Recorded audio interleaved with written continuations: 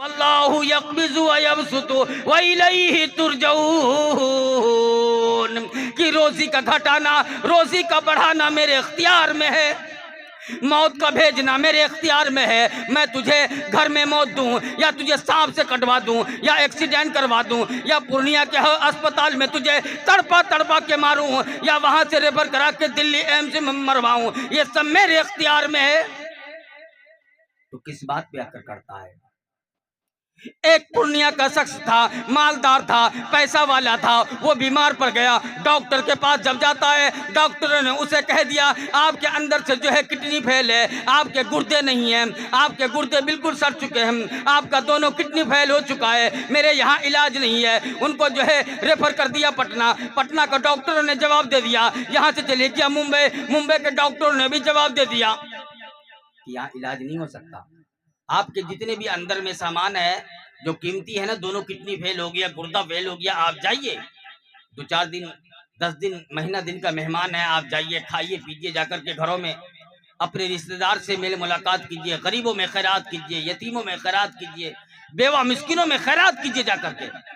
وہ بندہ جو ہے ممبئی سے واپس آ گیا، آ کر کے جو ہے پورنیہ شہر آیا، آنے کے بعد جو ہے بیٹا سے کہتا ہے بیٹا کوئی بات نہیں، مجھے تو اللہ پر بھروسہ ہے، اور اب تو میں اللہ کے بارگاہ الہی میں جھک جاؤں گا، انشاءاللہ نماز پڑھوں گا، کل سے روزہ رکھوں گا۔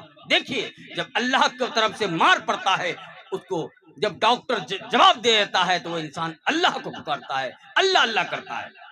وہ انسان ممبئی سے واپس آیا پورنیہ شہر میں، ان کا بیٹا جو ہے رکا وہاں پہ، گاڑی روک کر کے وہ گوشت خریدنے لگا۔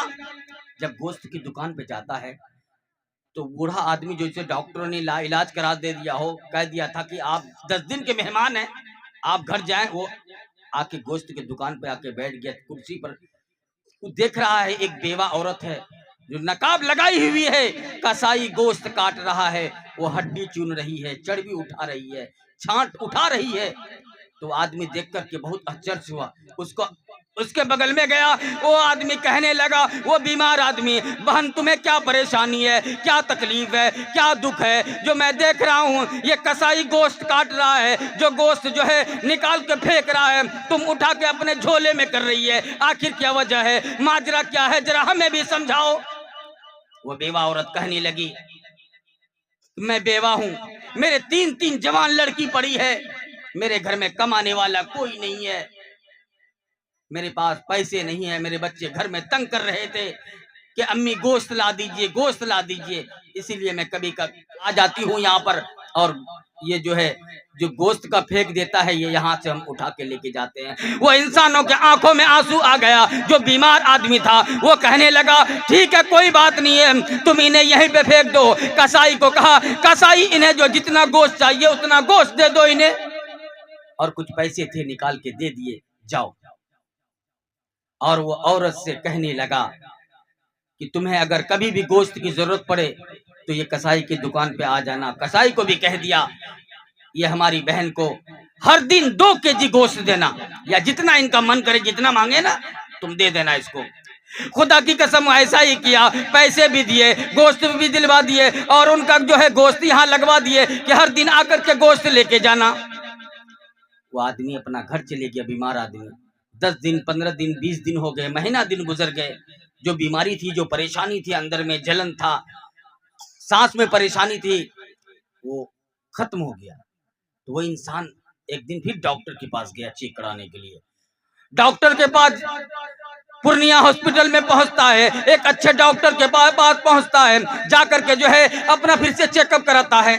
ڈاکٹر نے کہا بالکل فریش ہے، اس کو پھر یقین نہیں ہوا، پھر یہاں سے گیا پٹنہ میں دکھایا، پٹنہ والے نے بھی کہا کہ بالکل کوئی پریشانی نہیں ہے، آپ کا جو ہے کڈنی کام کر رہا ہے، آپ کا گردہ کام کرنے لگا ہے۔ پھر وہاں بھی اسے یقین نہیں ہوا، خوشی کے مارے وہ بندہ جو ہے پھر ممبئی گیا جہاں ڈاکٹر نے جواب دے رکھا تھا آپ 10 دن کا مہمان ہے، وہاں جاتا ہے، وہاں کا ڈاکٹر بھی چیک کرتا ہے پریشانی ان کو کیا ہے، ان کو تو ہم جواب دے چکے ہیں، یہ بندہ پھر آ چکا ہے۔ جب ڈاکٹر مشین لگاتا ہے، چیک کرتا ہے، پتہ چلتا ہے ان کا کڈنی دونوں کام کر رہا ہے، ان کے گردے کام کر رہے ہیں، پھیپھڑے کام کر رہے، کوئی بیماری نظر ہی نہیں آتا۔ وہ بندہ آ کر کے جو ہے پھر وہ بیوہ عورت سے ملاقات کرتا ہے، آ کر اللہ کے بارگاہ الہی میں سجدہ ریز ہو جاتا ہے۔ وہ بندہ جو ہے اپنی دولت جو ہے غریبوں میں تقسیم کرنا شروع کر دیا، مدارس میں تقسیم کرنا شروع کر دیا، مدارس کے بچے کو نیا نیا کپڑا سلا کے دے رہا ہے، مدارس کے علماء کو اپنے جیب سے تنخواہ دے رہا ہے۔ اللہ نے اسے ٹھیک کر دیا۔ جو ڈاکٹر جواب دے رکھا تھا، آج وہی ڈاکٹر کہتا ہے آپ بالکل فٹ ہے، آپ کو کوئی پریشانی کوئی دکھ نہیں ہے۔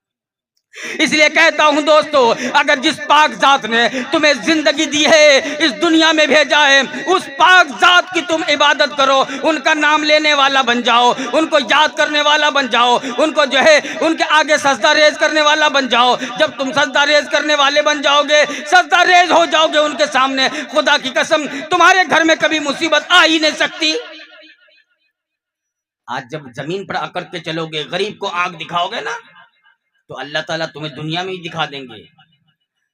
کتنی پیسے والے اس دنیا میں آئے، فرعون آئے، قارون آئے، سب کے سب مٹی ہو گئے قبر میں گر کر کے، کسی کا نام و نشان نہیں مل رہا۔